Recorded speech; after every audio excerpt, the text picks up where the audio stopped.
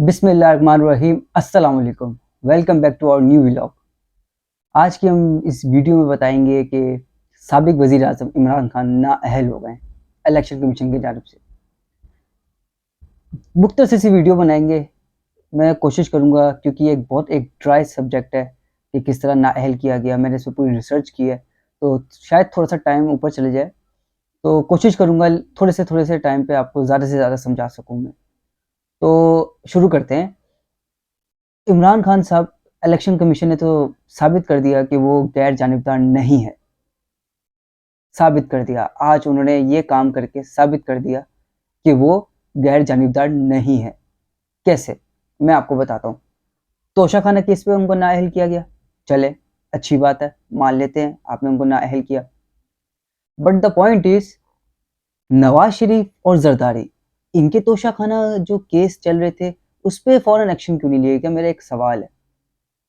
वो लोग तो 15% के तोशाखाना का रेट था कि 15% अदायगी करेंगे, 15% अदायगी करेंगे तो फिर आप कोई भी चीज़ लेके जा सकते हैं सरकारी खजाने से। ये लोग तो 7-7, 6-6% के हिसाब से चीज़ें लेके गए हैं। उस पर तो कोई इंक्वायरी नहीं हुई। और इमरान खान जिसने तोशाखाना का रेट बढ़ाया, उसने 15% से 50% तक लेके गए थे वो, और फिर उसकी अदायगी भी की उन्होंने। लेकिन फिर भी इमरान खान को पकड़ लिया, इन दोनों पॉलिटिकल पार्टीज को, इनके सरबराह को छोड़ दिया। अब इमरान खान को कैसे नाअहल किया, किस तरह नाअहल किया, ये मैं आपको बताता हूँ। देखें, ये इमरान खान साहब नज़र आ रहा है जिस तरह वो फॉरेन फंडिंग केस जो था, जिसको बाद में ममनुआ फंडिंग इनको मजबूरन बनाना पड़ा, ठीक इसी तरह इमरान खान के साथ फिर वही रिपीट हुआ है। इन्होंने ताहयात नाअहल तो नहीं कर सकते थे, कोशिश तो यही थी इस इम्पोर्टेड गवर्नमेंट की कि इसको ताहयात नाअहल करें, लेकिन इलेक्शन कमीशन वो नहीं कर सकता था क्योंकि कोई पॉइंट ही नहीं था। अब ये केस जाएगा हाई कोर्ट में। और आपको एक और मज़ीद बात बताऊं, इलेक्शन कमीशन के पास इख्तियारात नहीं है कि वो किसी भी पार्लियामेंटेरियन को नाअहल करार कर सके। किसी को भी नाअहल नहीं कर सकती, क्योंकि इसकी सिर्फ और सिर्फ इख्तियारात जो होते हैं वो जुडिशरी के पास होते हैं। Election commission doesn't have authority to disqualify any parliamentarian. तो एक तो यहाँ से इनका पॉइंट पकड़ा गया कि ये लोग गैर जानिबदार नहीं है। अब दूसरा, अब मैं फॉरेन फंडिंग केस को और इस केस को ज़रा मिलाने लगूँ तो आप ज़रा समझें। देखिए, फॉरेन फंडिंग केस में क्या हुआ, ये मैं आपको समझाता हूँ। फॉरेन फंडिंग केस अगर हो जाता तो इमरान खान तो ताहयात नाअहल हो जाते कि भाई फॉरेन फंडिंग केस था। फिर ये मामला अदलिया में जाता, फिर अदलिया उसको देखती। अब फॉरेन फंडिंग केस को दबा दिया गया, क्यों?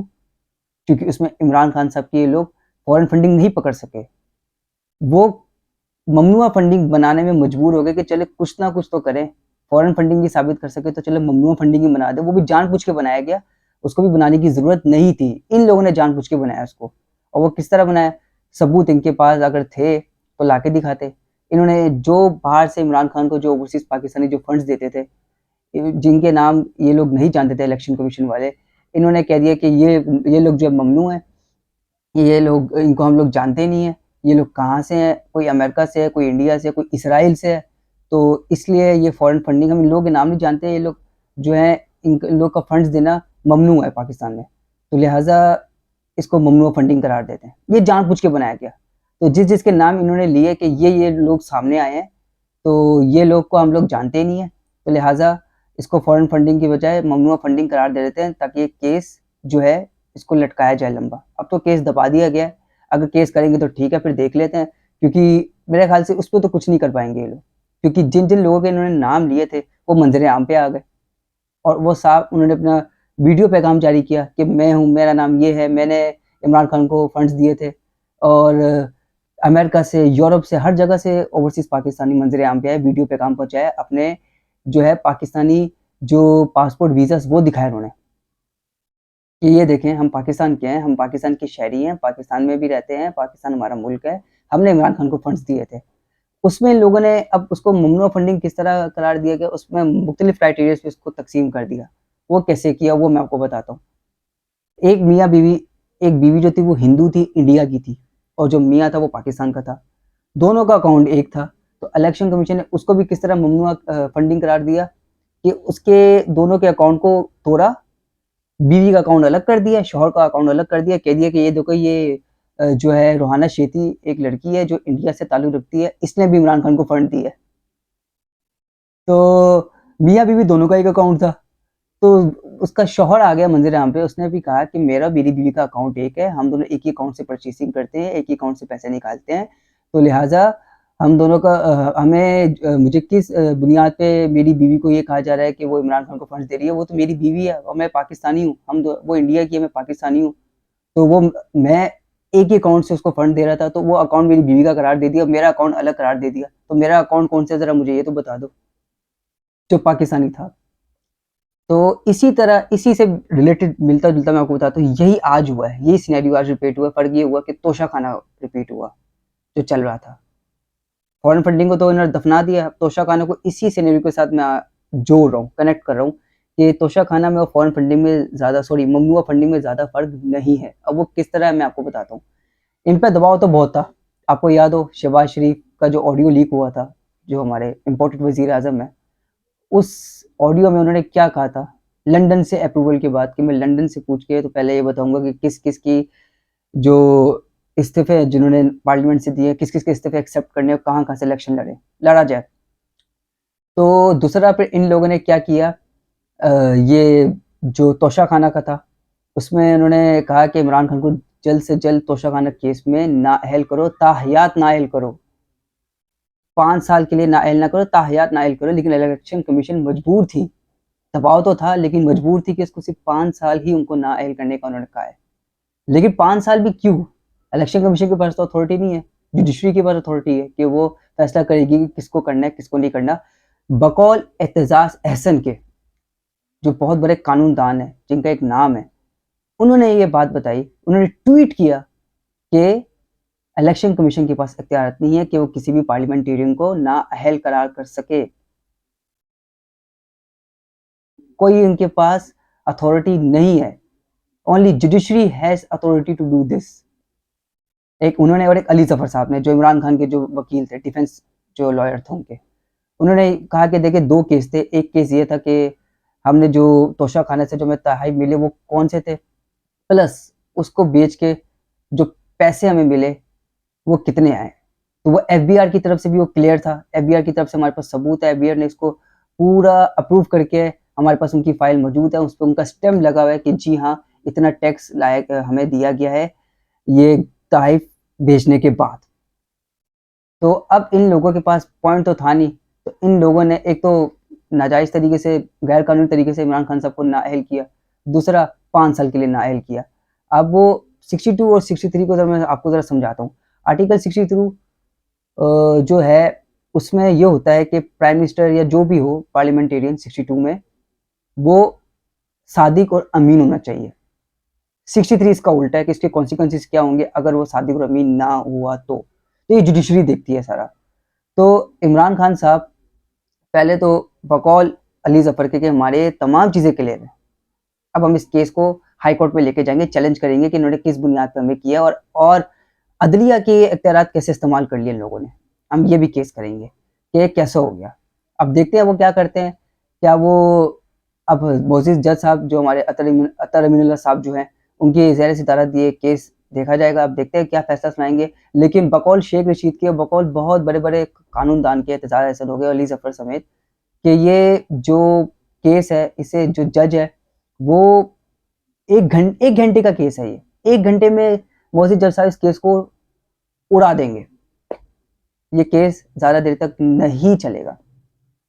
तो अब ये केस उधर किया है बकौल अली ज़फ़र के कि हम तो क्लियर हैं, इलेक्शन कमीशन ने पता नहीं क्यों हमें अब एक तो अदलिया का इस्तेमाल किया इख्तियार का, और हमें किस बुनियाद पे कर दिया। हमारे तो सारे ईच एंड एवरीथिंग जो भी हमारे सबूत थे, हमारे हक में थे, वो हमने पेश कर दिए थे, और सब कुछ एफबीआर के स्टैम्प के साथ, प्लस तमाम कागज़ात हमारे पास मौजूद थे, पूरी फाइलिंग थी, पूरी फाइल बना के हमने इलेक्शन कमीशन वालों को दिया कि जाएँ, जाके इसकी तहकीकात कर लें। बेशक अभी तक उसका तो बताया नहीं कि तहकीकात में क्या चीज़ गलत साबित हुई है, ये भी इलेक्शन कमीशन ने नहीं बताया। बस एक 36 सफ़हात में उन्होंने एक पेपर जारी कर दिया कि इस बुनियाद पे आके हमने उनको डिस्क्वालीफाई कर दिया। अब मैं आपको बताता हूँ कि 62 और 63 में फ़र्क क्या है। जैसे अभी मैंने आपको बताया कि 62-63 क्या, 62 सादिक और अमीन हो, 63 ना हो तो उसके क्या कॉन्सिक्वेंसेस होते हैं। ये है पहला जो स्लग है 62 1F के बजाय 63 1P। इमरान कितने साल के लिए नाअहल हुए? 5 साल के लिए। अब ये जानबूझ के किया गया क्योंकि ताहया तो नाअहल नहीं कर सकते, उसके लिए आपको एक एफिशिएंट एविडेंस दिखाना होता है जो इनके पास था नहीं, और जो था जिस बुनियाद पे किया गया वो भी बताया नहीं गया कि किस बुनियाद पे किया गया। बस ये कह दिया कि भाई उन्होंने तहाइफ हमें जो भेजे हैं, तहाइफ कौन कौन से थे ये नहीं हमें बताया गया, जबकि बकौल अली जफर के हम बता चुके हैं, और कितना उससे पैसा इकट्ठा किया ये भी नहीं बताया गया बकौल अली जफर के, कि वो सब कुछ अपनी तरफ से वो बिल्कुल साफ है, सब कुछ क्लियर आउट कर चुके हैं। तो ये इम्पोर्टेड हुकूमत थी इसके पीछे, साफ बात है उनकी पूरी कोशिश थी, जो मैंने आपको बताया ऑडियो लीक हुआ शहबाज शरीफ साहब का। तो ये 63 1F के बजाय 63 1P लगाया गया। अब मैं इसको पूरा पढ़ के आपको सुनाता हूँ। पीटीआई के सरबराह इमरान खान को इलेक्शन कमीशन और पाकिस्तान की 5 रकनी बेंच मुतफक्का तौर पर कोई भी सरकारी ओहदे संभालने के लिए नाअहल करार दे दिया है, जो गैर कानूनी है, जिसके बाद वो कौमी सूबाई असम्बली या सेनेट के रुकन नहीं बन सकते, ना ही वो कोई दूसरा ओहदा रख सकते हैं। आम ख्याल के बरक्स उनके नाअहली आइन के आर्टिकल 62 के बजाय आर्टिकल 63 के तहत हुई।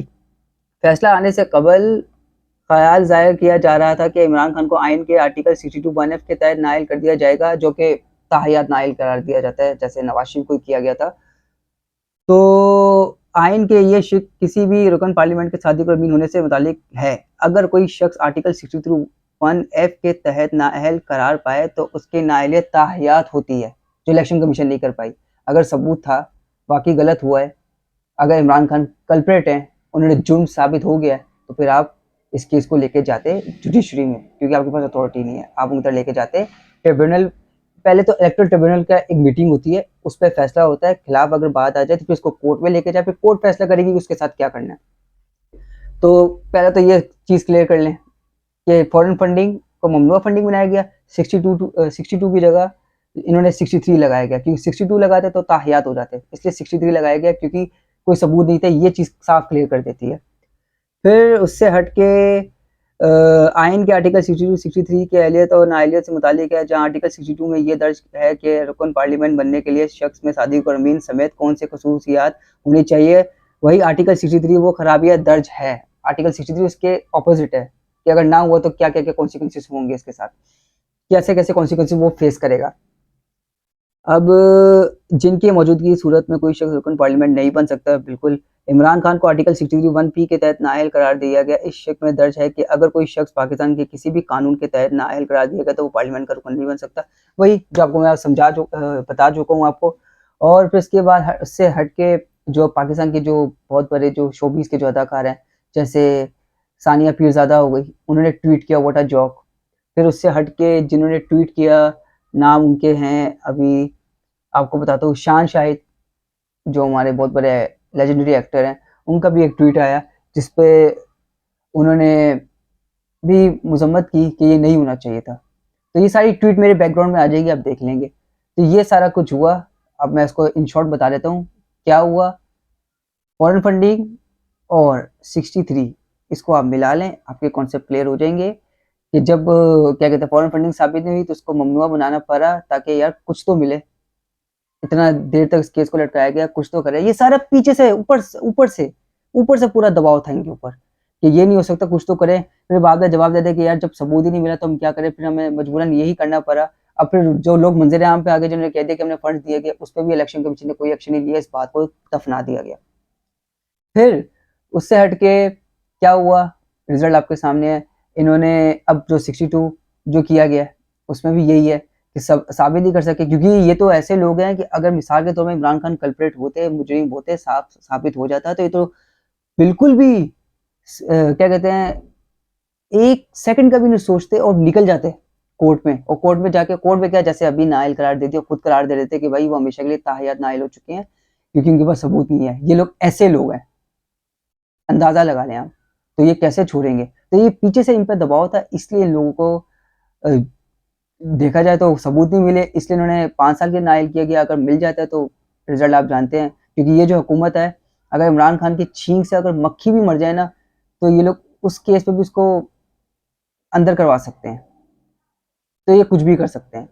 तो अभी ये केस जाएगा हाई कोर्ट में, वहां पर फैसला हो जाएगा कि क्या होने वाला है। जहाँ तक मुझे लगता है बकौल शेख रशीद के, बकौल अली ज़फ़र के और बकौल एतज़ाज़ हसन के जो बड़े-बड़े वकील हैं, और जो जहाँ तक मुझे भी ये लगता है कि ये केस 1 घंटे से ज़्यादा नहीं चलेगा। ये था आज का हमारा टॉपिक। तो अपने इस चैनल को लाइक करें, शेयर करें, सब्सक्राइब करें, मुझे अपने दुआओं में याद रखें। अल्लाह हाफ़िज़। पाकिस्तान ज़िंदाबाद।